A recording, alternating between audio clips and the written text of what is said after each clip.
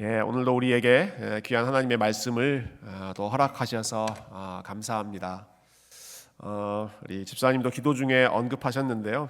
저희가 요즘에 이제 주일마다 성령의 열매를 함께 묵상하고 있습니다.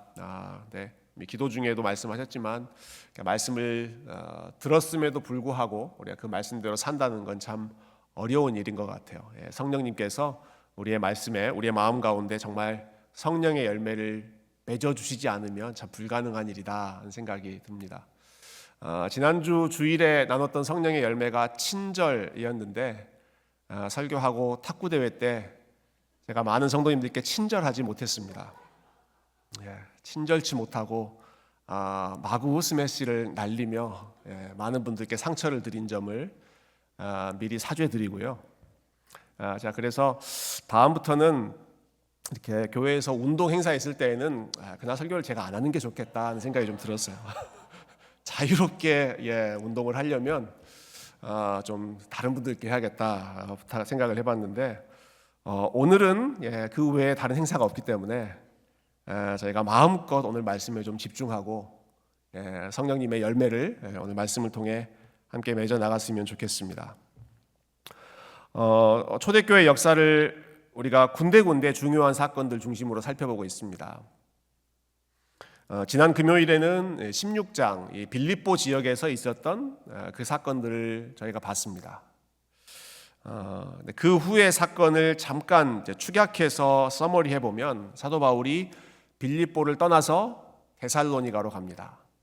데살로니가로 갔다가 또 얼마 지나지 못해서 베레아라고 하는 지역으로 또 갑니다. 그러다가 또 얼마 지나지 못해서 베레아에서 아테네라고 하는 지역으로 갑니다. 그리고 나서 오늘 본문이 시작됩니다. 1절에 보시면 바울이 아테네죠. 아테네를 떠나 고린도에 이르렀다 이렇게 기록합니다. 그러니까 바울이 빌립보에서 데살로니가로, 데살로니가에서 베레아로, 베레아에서 아테네로, 아테네에서 고린도로, 여기 끝나면 또 고린도에서 에베소로, 또 에베소에서 예루살렘으로 계속 이동하는 나그네의 인생을 사도행전에서 선교 여행을 하면서 아주 단적으로 보여주고 있습니다. 한 곳에 정착하지 않고 계속해서 여기 갔다가 저기 갔다가 이동하는 그런 삶이죠. 그렇게 이 고린도라는 지역에 왔을 때 자기와 비슷한 삶을 살고 있는 사람을 한 명 만나게 됩니다. 2절 말씀을 우리 같이 한번 읽어보겠습니다. 2절 시작. 아굴라라 하는 본도에서 난 유대인 한 사람을 만나니 글라우디오가 모든 유대인을 명하여 로마에서 떠나라 한 고로 그가 그 안에 브리스길라와 함께 이달리아로부터 새로 온지라. 바울이 그들에게 가매. 여기서 바울이 만난 사람이 아굴라라는 사람, 또 그 아내인 브리스길라를 함께 만나죠. 근데 이 아굴라에 대한 프로필이 이 2절에 간략하게 나옵니다. 이 아굴라는 출신이 어느 지역인가요? 본도라고 하는 지역에서 나왔습니다. 근데 이 사람은 유대인입니다. 본도에서 난 유대인. 유대인이면 이스라엘 지역에서 태어난 사람이 정통 유대인인데 이 사람은 그렇지 않습니다. 본도는 지금의 터키 지역에 있는 지명이거든요. 거기에서 태어난 유대인. 그러니까 유대인인데 자기 고국에서 태어나지 않고 다른 나라, 남의 나라에서 태어났죠. 이 사람들이 어찌어찌 하다가 이 아굴라가 고린도까지 오게 됐는데 고린도까지 오게 된 과정이 어땠는가? 2절 다시 보시면 글라우디오가, 이 사람은 그 로마 황제 클라우디우스라는 사람입니다. 클라우디우스 황제가 모든 유대인을 명하여 로마에서 떠나라 이렇게 명령을 했기 때문에 이 사람이 로마에서 고린도로 왔다. 이게 지금 2절의 상황이죠. 여러분 그러면 이 아굴라가 다녔던 그 경로를 한번 생각해 보면 이 사람이 유대인인데 다른 나라인 본도에서 태어났습니다. 그리고 어찌어찌 하다가 이탈리아 또 다른 나라로 이주를 갔습니다. 로마에 있다가 로마에서 또 여러 상황으로 인해서 고린도로 옮겼습니다. 그러니까 이 아굴라라는 사람 역시도 계속해서 여기에서 다른 나라로, 다른 도시로 계속해서 이동하는 나그네 인생을 살았던 사람이죠. 바울도 유대인이었지만 이스라엘 땅에서 태어나지 않고 다소라고 하는 터키 지역에서 태어났고, 아굴라도 유대인이었지만 본도라고 하는 지역에서 태어났고, 이 사람들이 각자 여러 나라와 여러 지역을 나그네처럼 유랑하다가 이 고린도 지역에서 함께 만나게 된 그런 순간입니다. 이렇게 나그네로 살았던 사람이 만났는데 참 공교롭게도 이 두 사람의 직업이 또 같습니다. 직업이 같아요. 여러분 3절, 3절도 같이 읽어보십시다. 시작. 띄워주세요. 자, 친절, 친절해야 되니까. 자, 천천히 띄워주세요. 천천히. 여기는 어느 지역인지 모르겠습니다만은, 이슈가 있습니까? 제가 읽을게요. 3절 보시면 이런 구절이 있습니다. 자, 들어보세요. 생업이 같으므로 함께 살며 일을 하니 그 생업은 천막을 만드는 것이더라. 자, 바울과 그리고 아볼로 두 사람의 생업, 그러니까 매일매일 하는 그 라이프타임 잡이 같습니다. 생업이 같습니다. 그래서 매일매일 같이 일을 하는 거예요. 근데 이 두 사람의 생업이 무엇이었다고 기록되어 있죠? 천막을 만드는 것이었다. 천막, 텐트를 만드는 것이 이 두 사람의 직업이라는 거예요. 여러분, 천막, 텐트는 어떤 사람에게 필요한 물건인가요? 텐트는 누구에게 필요합니까? 텐트는 이동하는 사람에게 필요합니다. 나그네에게 필요한 것이 텐트입니다.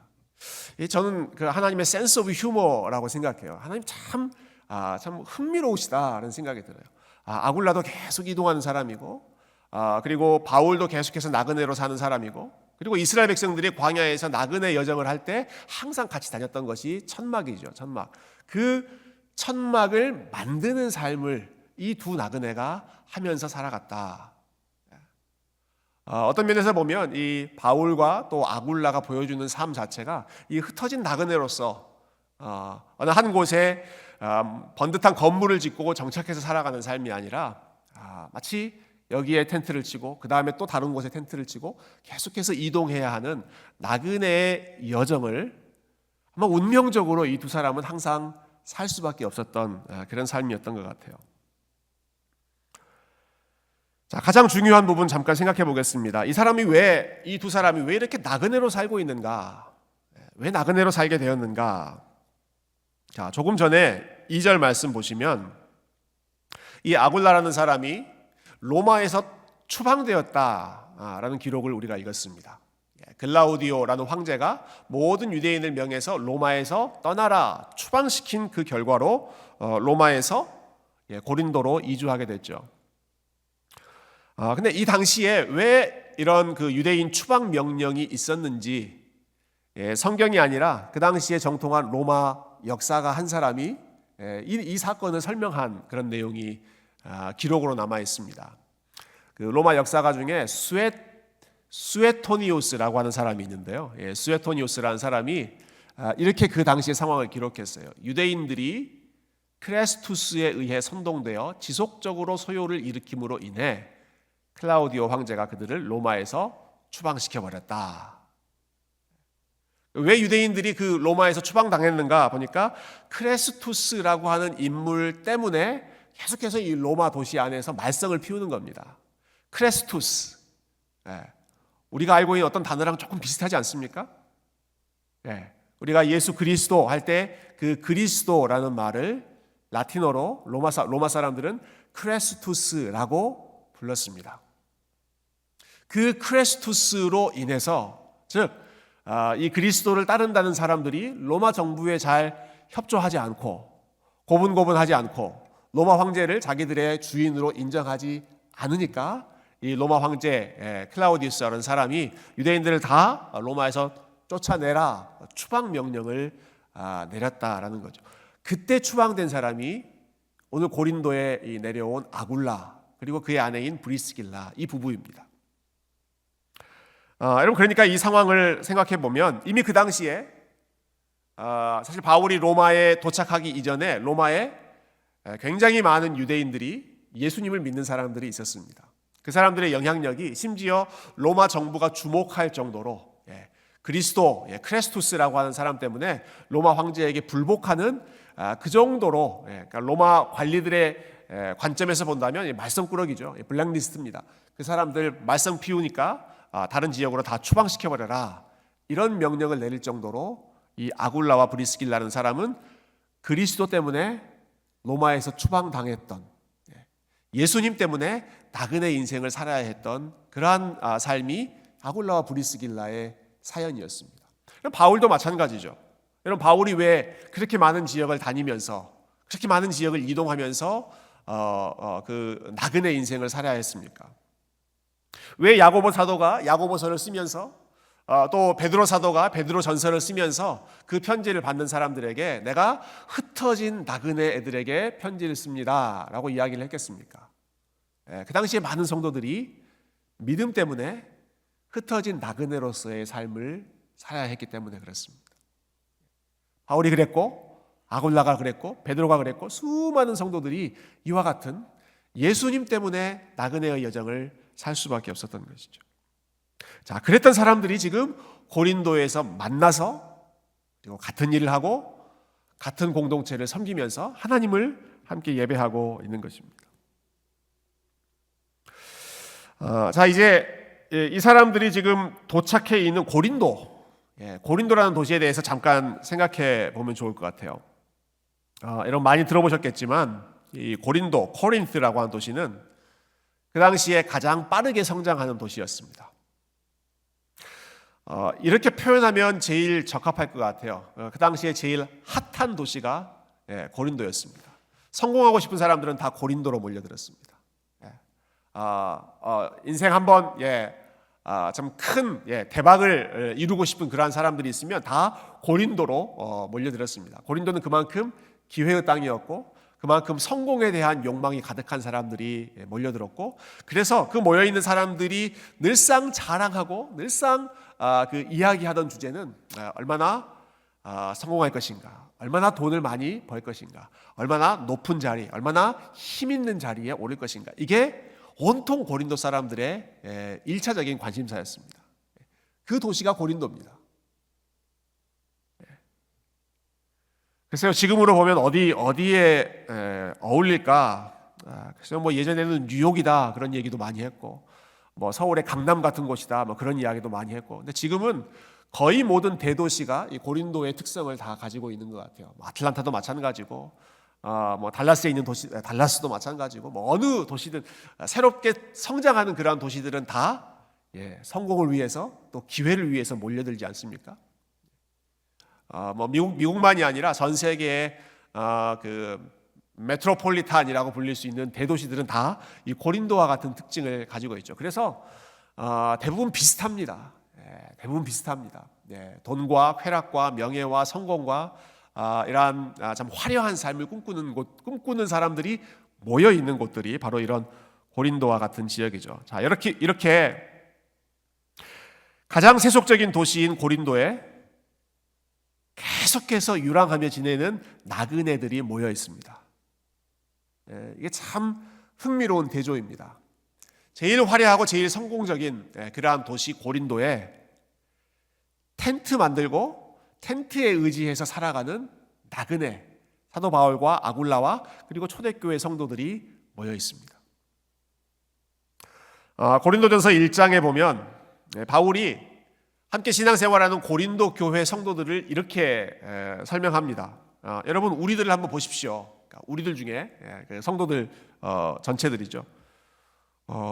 이 모여있는 우리들을 보면 세상의 기준을 따라서 지혜로운 자가 많지 않고, 능력 있는 자가 많지 않고, 배경 좋은 자가 많지 않고, 육체의 기준으로 보면 미련한 사람들, 없는 사람들, 약한 사람들만 마치 하나님께서 골라 불러 모으신 것처럼 우리는 이 고린도의 기준에 따라 본다면 너무너무 연약하고 비천한 사람들만 여기 모여 있습니다. 그게 고린도 교회의 데모그래픽이었습니다. 바울을 포함해서, 아굴라를 포함해서, 뭐 어떤 사람들은 아굴라가 꽤 성공한 그러한 비즈니스맨이었다 그렇게 설명하신 분도 있습니다만은 그 당시에 유대인으로서 그렇게 성공할 수 있는 입지가 저는 아니었을 거라고 생각합니다. 이동하면서 텐트에 의지해서 살아가는 이 나그네들, 고린도의 기준에서 보면 정말 별 볼 일 없는 사람들이 함께 모여서 하나님을 예배하고 있는 거죠. 여러분, 사도 바울도 인간이었습니다. 아무리 믿음이 뛰어난 인물이라고 하더라도 이 고린도에서만큼은 바울이 여러모로 참 많이 위축됐던 것 같아요. 마음이 많이 약해졌어요. 그래서 바울답지 않은 그런 고백을 합니다. 고린도전서 2장에 보면 바울이 본인이 고린도에 있을 때 어떤 심정이었는가 하는 것을 이렇게 이야기합니다. 내가 너희 가운데 거할 때 약하고 두려워하고 심히 떨었노라. 그럼 바울의 심정 아시겠죠? 바울의 심정이 고린도에서 어쨌다고요? 약하고 두려워하고 심히 떨었다. 여러분, 사도 바울을 생각할 때 이런 이미지, 이런 감정이 잘 연상이 되십니까? 바울을 생각할 때 약하고 두려워하고 심히 떨었다. 여러분, 지난주에 봤던 그 말씀 한번 생각해 보시면 좋겠어요. 목사님 뒤에 배경이 계속 문제가 있네요. 좀 그 손을 봐주시면 좋겠고요. 여러분, 지난주에 우리 빌립보 감옥에서 바울이 보였던 반응을 한번 생각해 보십시오. 빌립보 감옥에 갇혀 있습니다. 한밤중입니다. 너무너무 두려운 상황입니다. 그때 바울이 어떻게 했습니까? 한밤중에 기도하고 찬송하고 거기에 있는 심지어 간수까지도 본인이 챙기는 그런 믿음의 삶, 그러한 그 친절의 삶을 사도 바울이 살지 않았습니까? 그런데 오늘 이 고린도 지역에 오면, 고린도 지역에 왔을 때 사도 바울이 어떤 마음으로 있었는가? 약하고 두렵고 심히 떨었다. 그 정도로 이 고린도가 가지고 있는 그 영적인 어두움이 얼마나 바울의 마음을 무겁게 만들고 참 가라앉게 만들었는지, 그 대단한 사도 바울조차도 여기에 있으면서는 다리가 벌벌 떨릴 정도로 그렇게 위축된 마음으로 사역을 했다라고 하는 것이죠. 여러분, 그래서 오늘 본문에 보면 굉장히 특별한 장면이 하나 나옵니다. 우리 주님께서 직접 바울을 찾아오십니다. 9절과 10절 말씀 여러분 한번 찾아서 우리 같이 한번 읽어보면 좋겠습니다. 우리 스크린이 아직 준비 안 됐으니까 여러분 말씀을 찾아보십시오. 자, 9절과 10절을 우리 찾으셔서 우리 찾으신 분들은 우리 같이 한 목소리로 하나님 말씀 읽겠습니다. 9절과 10절입니다. 시작.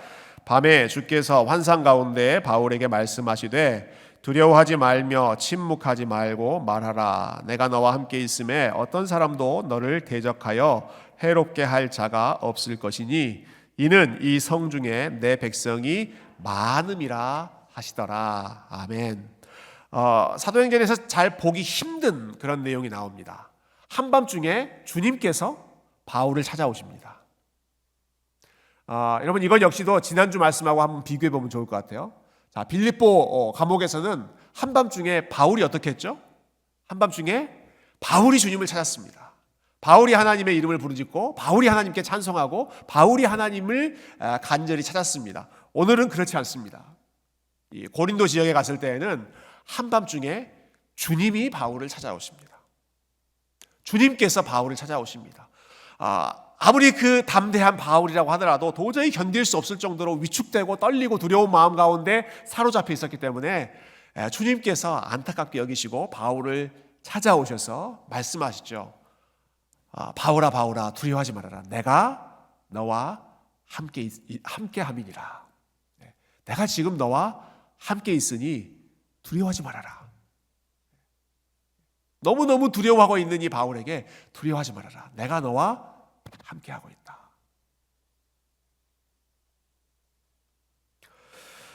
저희 교회에서 이번 가을에 우리 셀리더 팀장 모임 때 같이 읽는 책이 한 권 있는데요. 그 책을 읽다가 그 안에서 굉장히 흥미로운 그 문서, 흥미로운 신앙 고백을 하나 같이 읽게 됐습니다. 그 신앙 고백이 저희가 예배 때마다 사도신경을 고백하잖아요. Apostles' Creed, 사도신경을 고백하는데 그 사도신경에 있는 내용을 이민자의 관점, 즉 나그네의 관점으로 조금 재해석해서 이민자의 신앙 고백으로 부르는 미국 목사님이 만드셨는데 The Immigrant's Creed, 이민자의 신경, 그렇게 한번 번역할 수 있을 것 같아요. 그 한 부분을 제가 좀 인용해 왔습니다. 여러분 사도신경이 이렇게 시작하죠. 전능하사, 그 다음에 뭐로 어떻게 돼요? 전능하사 천지를 만드신 하나님 아버지를 내가 믿사오며. 근데 이제 이민자들은 우리가 이렇게 고백할 수 있습니다라고 제안하는 겁니다. 전능하사 나그네된 이들을 망명과 유랑의 삶에서 인도하신 하나님을 믿습니다. 이집트로 잡혀간 요셉과 바벨론으로 끌려간 다니엘과 그리고 외국인과 이민자의 하나님을 믿습니다. 전능하신 하나님은 천지를 창조하셨고 천지를 다스리는데 특히 성경에 나오는 수많은 나그네와 이민자의 삶을 그 전능하신 능력으로 붙잡아 주셨던 분이시다. 이민자들은 우리가 이렇게 고백할 수 있다라는 겁니다. 여러분 그 다음에 예수 그리스도에 대한 고백은 이렇게 나오죠. 그 외아들 우리 주 예수 그리스도를 믿사오니. 우리 사도신경은 그렇게 나오잖아요. 근데 그 아들 예수 그리스도가 어떤 분이셨는가, 어떤 삶을 사셨는가 하는 것을 이민자의 관점에서 이렇게 고백합니다. 네 번째 줄입니다. 나는 실향민이 되신 갈릴리 사람 예수 그리스도를 믿습니다. 그는 태어나자마자 위험을 피하기 위해 자기 나라를 떠나셔야 했으며 자기 나라로 돌아와서는 본디오 빌라도 밑에서 고난을 받으셨습니다. 그는 핍박당하고 고문당하고 로마 군인들에 의해서 불의하게 사형 선고를 받으셨습니다. 하지만 그는 죽은 자 가운데서 사흘 만에 부활하셨습니다. 경멸받다가 죽은 외국인으로서가 아니라 하나님 나라의 시민권을 제공하는 분으로 살아나셨습니다. 이민자들은 이러한 주님을 믿을 수 있습니다 라고 고백하는 거죠. 이것이 사도신경만큼 권위 있는 문서는 분명히 아니지만, 그래서 우리가 예배 때 이러한 말씀을 우리의 신앙 고백으로 할 수는 없겠지만, 그러나 우리가 나그네로서 이 땅을 살아갈 때, 특별히 외국에서 이민자로 살아갈 때 여러분 누구보다 우리의 마음에 와닿는 고백이지 않습니까? 전능하신 하나님은 어떤 하나님이신가? 그분은 세상에 강한 사람들과 함께 하시는 하나님이 아니라 이집트에 갇혔던 요셉, 바벨론에 갇혔던 다니엘, 외국인, 나그네, 광야 길을 40년간 걸었던 그 이스라엘 백성들과 함께 하셨던 나그네들의 하나님, 이민자들의 하나님이시고, 예수님은 어떤 분이신가? 태어나자마자 자기의 고향을 떠나서 이집트로 몸을 숨기셔야 했던, 그리고 돌아오신 후에도 외세의 압제 속에서 마치 나그네와 외국인처럼 고난받으시며 사셨던 그 주님께서 우리가 믿는 예수 그리스도이시다라는 거죠. 여러분 그 주님께서 오늘 이 사도 바울이 두려워서 벌벌 떨고 있는 바울의 삶 가운데 찾아오시는 것입니다. 두려워하지 말아라. 내가 너와 함께 함이니라. 내가 어떤 나입니까? 나그네의 인생을 누구보다 잘 알고 있는 내가, 고린도라고 하는 이 거대한 세상에서 위축된 마음으로 벌벌 떨고 있는 나그네와 외국인 같은 너희와 함께 있고, 그리고 너희들의 삶을 내가 지키고 인도하겠다 약속하시는 것이죠. 내가 너와 함께 있다, 임마누엘의 약속을 주신 다음에 예수님께서 곧이어서 이렇게 약속하셨죠. 바울에게 주신 약속입니다. 어떤 사람도 너를 대적하여 해롭게 할 자가 없을 것이니라. 어떤 사람도, 내가 너와 함께 있기 때문에 어떤 사람도 너를 대적하여 해롭게 할 자가 없을 것이다. 이 두려워하고 있는 바울에게 이러한 약속을 주셨습니다. 여러분 이 약속을 하신, 그리고 이 말씀을 주신 우리 주님은 역사의 주관자이시고 바울의 삶에 어떤 일이 펼쳐질 것을 누구보다 잘 알고 계시는 분이십니다. 누구보다 그 미래에 대해서, 바울의 삶에 대해서 꿰뚫고 계시는 분이 주님이십니다. 하나님께서 모든 것을 알고 계시잖아요. 바울의 삶에 어떤 일이 있을지, 고린도에서 바울이 어떤 일을 당할지를 주님 너무너무 잘 알고 계십니다. 여러분 앞으로 우리가 사도행전을 통해서나 또 고린도전서, 고린도후서에서 우리가 읽어보면 알겠지만, 여러분 바울은 어느 지역보다 고린도 이 지역에서 힘든 시간을 보냈습니다. 어느 도시보다도 이 고린도에서 교회 바깥에 있는 사람들로부터도 어려운 일을 당하고 심지어는 교회 안에 있는 사람들로부터도 어려움을 당할 정도로 수많은 사람들이 바울을 넘어뜨리려고 대적하고 바울을 공격합니다. 그런데 예수님께서는 바울에게 나타나셔서 두려워하지 말아라. 내가 너와 함께 있다. 내가 너와 함께 있기 때문에 어느 누구도 너를 해롭게 대적하여서 너를 공격하지 못할 것이다. 이렇게 약속하시거든요. 아니, 미래를 다 아시는 분이신데 분명히 이 말씀을 하실 때에도 바울이 이 고린도에서 어떤 일을 당하실지 주님이 분명히 아셨을 텐데 주님이 왜 어떻게 이런 말씀을 하실 수 있었을까? 어떤 심정으로 이런 말씀을 하셨을까? 좀 고민이 됐습니다. 전후의 상황 또 바울에게 일어날 여러 가지 일들을 우리가 같이 고려해 본다면 여러분 예수님께서 하신 이 말씀은 절대로 그냥 단순하게 너 고린도에서 아무런 문제도 없이 그냥 평안하게 지낼 것이다 라는 easy life, 편안한 삶을 예고하는 그러한 말씀이 아니라 조금 더 깊이 생각해 본다면 고린도에서 네가 여러 가지 크고 작은 어려움을 겪겠지만 절대로 그 일들이 너를 쓰러뜨리지 못할 것이고 절대로 내가 너에게 이루고자 하는 그 일들을 절대로 방해하지 못할 것이다. 그 약속을 주님께서 말씀하시는 것이죠. 아무런 문제 없는 삶이 아니라 어떤 문제도 너를 최종적으로 쓰러뜨리지 못할 것이다 라는 약속입니다. 이게 내가 너와 함께 하겠다. 너를 대적하는 해로운 사람들이 너를 쓰러뜨리지 못하겠다라는 말씀이었던 것이죠. 지난 주 중에 저희가 특별 새벽 기도회 했는데요. 우리 새벽 기도회 말씀을 들으셨던 분들은 이미 또 아시는 내용입니다. 저희가 이번 새벽에 시편 말씀을 같이 나눴습니다. 제가 화요일에 같이 이제 말씀 나눴던 내용이 시편 121편 우리가 너무너무 좋아하는 말씀이었습니다. 하나님은 너를 지키시는 자라. 너를 지키시는 자가 졸지도 아니하시고 주무시지도 아니하시니 낮에 해가 너를 해치 못하고 밤의 달도 너를 상치 못하리라. 이 말씀 우리가 얼마나 좋아하는 말씀입니까? 하나님은 너를 지키시는 자, 수없이 찬양하는 말씀이고 그 말씀을 통해서 은혜 받은 말씀이죠. 자, 그 말씀을 담대하게 새벽에 선포했습니다. 그리고 그 말씀 가지고 기도하고 찬양하고 집으로 돌아가던 중에 우리 교회 성도님 한 분이 교회 바로 앞에서 교통사고를 당하셨어요. 여러분 듣기만 해도 막막하지 않으세요? 제가 그 전화를 받고 얼마나 참 마음이 무거웠는지. 물론 우리 성도님이 예배를 드리고 돌아가시면서 이제 안타까운 일을 당하신 것도 참 마음이 무거운 일이지만 여러분 제가 조금 전에 무슨 말씀을 전했습니까? 하나님은 너를 지키시는 자 이거 했거든요. 하나님은 너를 지키시는 자, 너를 실족해 하지 않으시는 분이 하나님이시다라고 말씀을 나눴는데 기도하고 나서 집으로 돌아가시면서 실족하는 그런 일들을 경험하면서 이 말씀을 어떻게 이해해야 되는가? 하나님께서 우리를 지켜주시겠다는 이 약속을 우리가 어떻게 받아들여야 하는가? 참 고민이 많이 되더라고요. 감사하게도 우리 사고를 당하신 성도님께서 다행히 좀 크게 다치지 않으시고 오히려 제가 이제 통화를 할 때 오히려 저를 좀 안심시켜 주시더라고요. 걱정 말라고.